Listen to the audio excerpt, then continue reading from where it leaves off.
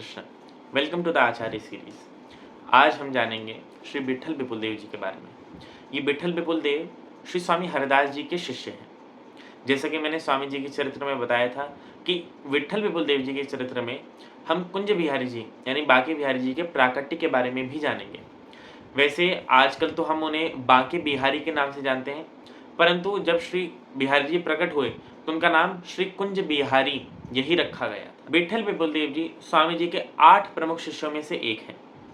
एक बार सभी शिष्य बैठे थे और सब आपस में विचार कर रहे थे कि स्वामी जी यानी गुरु जी जो कि श्री स्वामी हरदास जी हैं, वे निधिवन राज में एक ही जगह प्रणाम करते हैं। अगर निधिवन राज को प्रणाम करना है तो कभी वहाँ करें कभी यहाँ करें, परंतु हर रोज प्रतिदिन यहीं पर प्रणाम करते हैं, ऐसा क्यों? परंतु स्वामी जी से पूछे कौन, किसमें इतनी सामर्थ्य है? तो सभी ने विट्ठल विपुल देव जी को आगे करा कि आप जाके स्वामी जी से पूछिए। विट्ठल विपुल देव जी ने यही करा। स्वामी जी से पूछा कि स्वामी जी आप निधिवन राज में इसी जगह प्रणाम क्यों करते हैं? तब स्वामी जी ने कहा कि जाके खुद देख लो। जब गुरु आज्ञा देते हैं तो आज्ञा के साथ बल देते हैं। अतः विट्ठल विपुल देव जी जब वहां पे गए तब उन्होंने देखा कि उस स्थल पे केवल लताएं नहीं है, केवल वृक्ष नहीं है, उस स्थल पे तो साक्षात श्री कुंज बिहारिणी श्री कुंज बिहारी यानी राधा कृष्ण अपनी सभी सखियों के साथ विराजमान है। वहीं पर उन्होंने ललिता सखी का दर्शन करा जो कि स्वामी जी के रूप में उस समय उपस्थित थी। तब ललिता जी ने श्यामा श्याम से प्रार्थना करी कि वे जुगल से एक स्वरूप में एक मूर्ति में प्रकट हो जाए, और तब श्री कुंज बिहारी जी यानी बांके बिहारी जी का श्री विग्रह प्रकट हुआ, जिसको ललिता जी ने विट्ठल विपुल देव जी को प्रदान किया। स्वामी जी ने और सभी शिष्यों ने, सभी रसिकों ने बिहार पंचमी के दिन, क्योंकि ये उनका प्राकट्य बिहार पंचमी के दिन हुआ, उस दिन खूब उत्सव मनाया। और बिहारी जी ने, क्योंकि साधु संत तो कमाई नहीं करते तो सेवा कैसे होगी, अतः बिहारी जी के चरणों पे सुबह सुबह हर रोज 17 सोने की अशर्फियाँ मिलती थी, जिसको स्वामी जी हर दिन यानी 17 की 17 अशर्फियाँ आज के आज लुटा देते थे, और कल के लिए 17 अशर्फियाँ आती थी तो वह वापस लुटा देते थे। ऐसा ही स्वामी जी करते थे। विपुल देव जी की जो गुरु भक्ति है वह हम सबको प्रेरणा देने वाली है, प्रेरणादायक है, आदर्श है।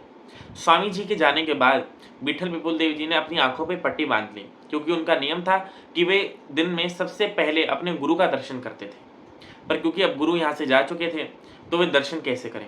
तो उस समय सभी संतों ने यही विचार किया कि एक रासलीला का आयोजन कराया जाए, उसमें रासेश्वरी और रासेश्वर को बुलाया जाए, यानी श्री कृष्ण और राधा रानी को बुलाया जाए, और वे ही जब विट्ठल विपुल देव जी से कहेंगे तो वे शायद अपनी आंखें खोल लें, यानी वो पट्टी हटा लें। यही हुआ, रासलीला का आयोजन करा, विट्ठल विपुल देव जी को बुलाया। विट्ठल विपुल देव जी वहां पे बैठे तो श्री कृष्ण उनके सामने आए। कृष्ण ने उनसे कहा कि हे विट्ठल, तुम अपने आंखों से ये पट्टी हटा दो, परंतु विट्ठल विपुल देव जी ने मना कर दिया। उसके बाद श्री राधा रानी भी उनके पास आई और उनसे कहा कि हे विट्ठल विपुल देव, अपनी आंखों से ये पट्टी हटा दो, हम सामने खड़े हैं, हमारा दर्शन करो। तब विट्ठल विपुल देव जी ने कहा कि हे श्यामा श्याम, हे लाडली जू, मैं आपका दर्शन ऐसे नहीं करूंगा, मैं आपका दर्शन तब ही करूंगा जब आप मेरे गुरु महाराज की यानी स्वामी जी की गोद में बैठकर मुझे दर्शन देंगे, उनके साथ दर्शन देंगे।